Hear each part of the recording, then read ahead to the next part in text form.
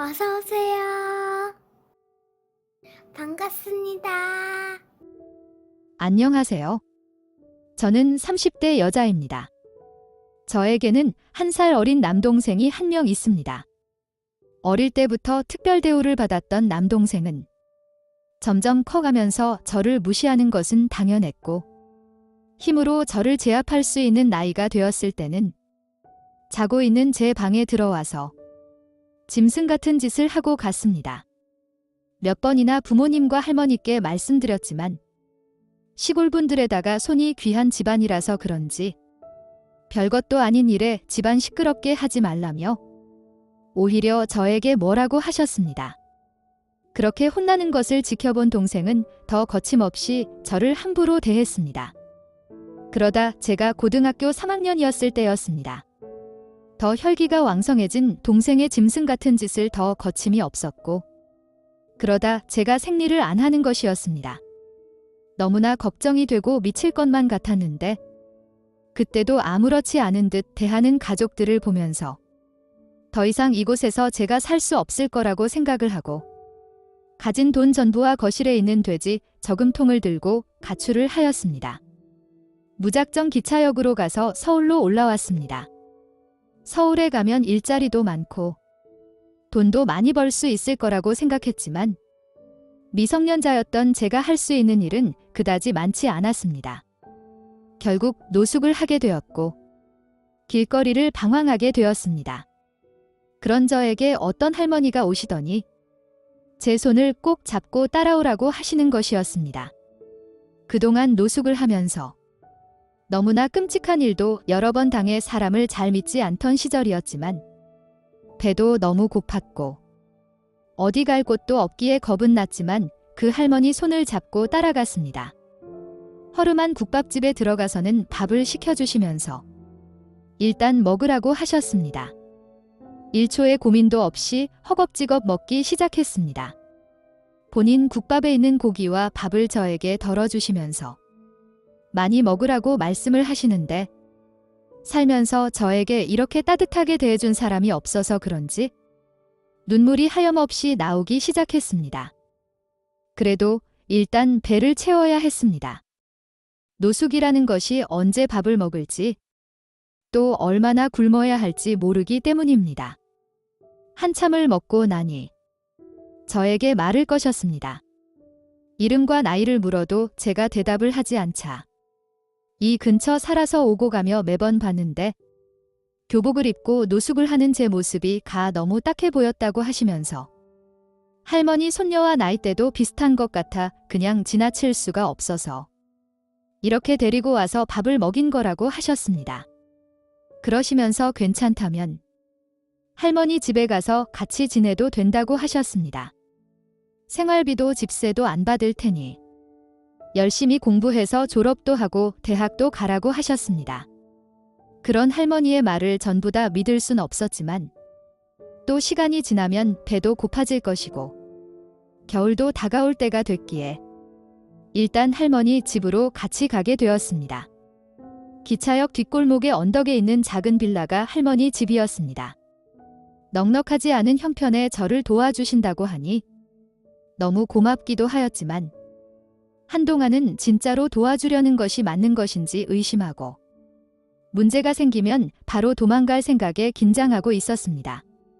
그렇게 몇 년을 같이 지내면서 저와 할머니는 친손녀와 할머니 사이만큼 가까운 가족이 되었고, 저는 검정고시를 합격하고 전문대를 졸업해서 직장을 다니고 있었습니다.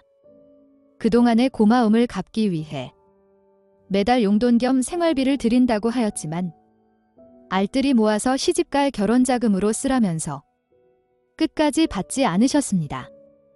그러다 제가 20대 후반이 되었을 때 같은 회사 선배와 결혼을 하게 되었고, 제 부모님 자리에는 할머니가 앉아 계셨습니다. 결혼 전 남편에게 제가 살아온 이야기부터 할머니를 만난 이야기까지 전부 다 해주었습니다. 다 듣고 난 남편은 할머니를 저의 친부모님처럼 모시겠다며 약속하였고, 결혼식에서 혼주석에 끝까지 앉으시겠다던 할머니를 몇 날 며칠을 찾아뵙고 설득해서 앉게 만든 사람이 제 남편입니다.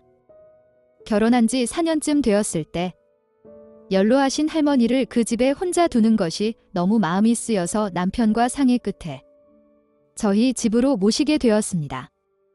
그때도 끝까지 안 가신 것을 거의 억지로 모셔왔습니다. 그렇게 저희 세 식구 행복하게 잘 살고 있었습니다. 그러던 어느 날부터 모르는 번호로 자꾸 전화가 오는 것이었습니다. 왠지 느낌이 너무 좋지 않아서 안 받았습니다. 지역번호가 제가 살던 지역번호이기도 하였고 뒤 4자리 숫자도 낯이 익었습니다. 며칠을 몇 주가 지나도 하루 2~3번씩 전화가 왔고 집에서 가족들에게 이야기를 하였더니 남편은 절대 받지 말라며 차단하라고 하였지만 할머니께서는 제 마음은 다 이해하지만 그래도 전화는 받아서 이야기는 들어보라고 하셨습니다. 결국 그 자리에서 그 번호로 전화를 걸었고 제 엄마의 목소리가 들렸습니다. 아무 말도 하지 않은 채 가만히 있었습니다. 하고 싶은 말도 듣고 싶은 말도 없었습니다. 저인 줄 다 알고 있다면서 제 이름을 부르고 대답을 하라고 하였지만 저는 조용히 아무 말도 하지 않았습니다. 그동안 어떻게 지냈냐면서 잘 살고 있냐고 물었습니다.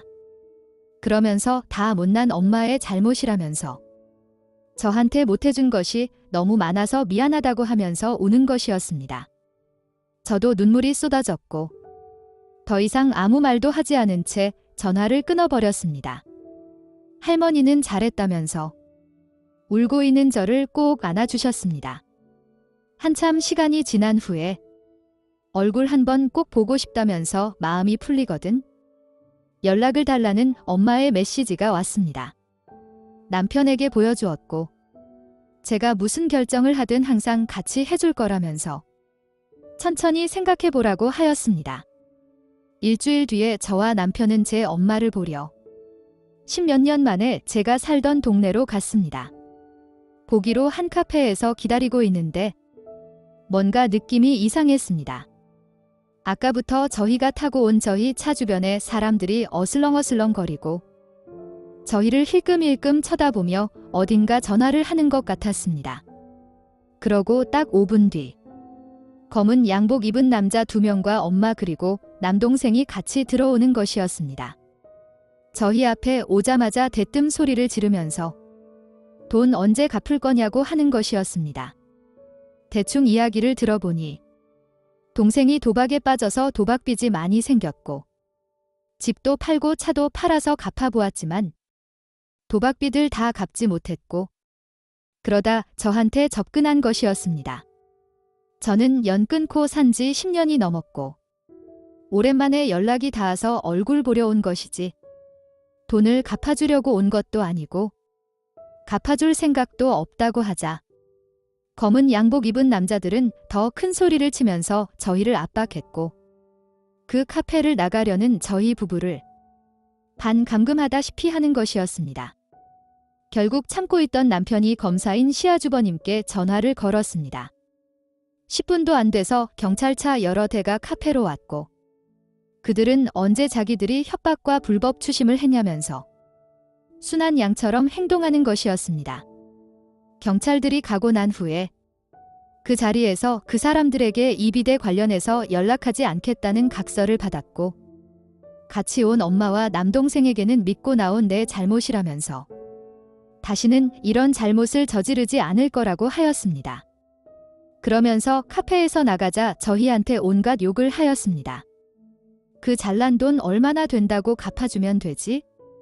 피가 섞인 가족인데 도와주지도 않고 매몰차게 간다며 생전 처음 들어보는 욕과 저주를 펴붓는데 확실히 제 가족이 아님을 알 수 있었습니다. 집으로 돌아온 이후로 남편 보기가 너무 부끄러워서 한동안 제가 기죽어 있자 괜찮다면서 위로해 주었고 할머니도 고생 많았다면서 너무 괴념치 말라고 하셨습니다. 그 후로 가끔씩 여러 번호로 이상한 욕 문자가 오길래 남편 명의로 핸드폰을 새로 바꿔버렸습니다. 바뀌기 전 제 연락처를 어떻게 알아내서 연락을 했는지 모르겠지만 왠지 저희 집 주소도 알아내서 찾아올까 봐 시골에 안 사는 집을 하나 사놓고 전입신고를 해놓아야 하나 별의별 생각을 다 하고 있습니다. 남편은 영화를 너무 많이 보았다면서 찾아오면 그때까지 해결을 하면 된다면서 걱정하지 말라고 하네요. 어렸을 때부터 저는 참 가족운도 없고 인복도 없고 망한 인생이라고 생각했는데 할머니와 남편 덕분에 잘 살고 있는 것 같아서 너무 고맙고 행복합니다. 우리 세 식구 모두 오랫동안 건강하게 잘 지내길 바라면서 그만 물러가도록 하겠습니다. 오늘의 사연은 여기까지입니다. 구독과 좋아요, 알림 설정 부탁드립니다. 긴 글을 읽어주셔서 감사합니다. 구독과 좋아요 꾹꾹 눌러주세요. 꾹꾹.